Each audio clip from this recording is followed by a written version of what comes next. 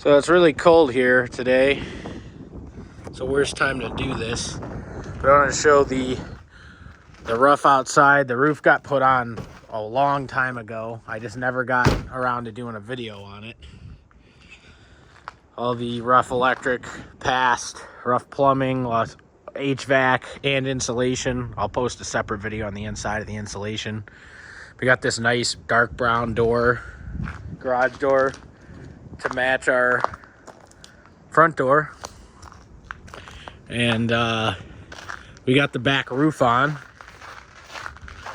I had a video walk around of this concrete being done. This ended up having to be all new concrete so that we could pitch it properly away from the house. And then I wanted to cover this patio. Wow, is it cold. It was 52 and rainy yesterday. Siders have already started, but as you can see, got a nice covered porch. It's up there, you know, it's like you probably won't really be able to stay completely out of rain because of the height here, but it's something. I really wanted, the biggest thing is keep water away from my exterior doors and my windows and stuff. Any way you can keep away. I'll probably end up adding an awning to this back door because all the weather comes from, you know, hits the house back here. But you can see all the hose bibs, all the light fixtures. It would be I do got to get a wire up here because I do want to run some electrical in here. At least one or two lights.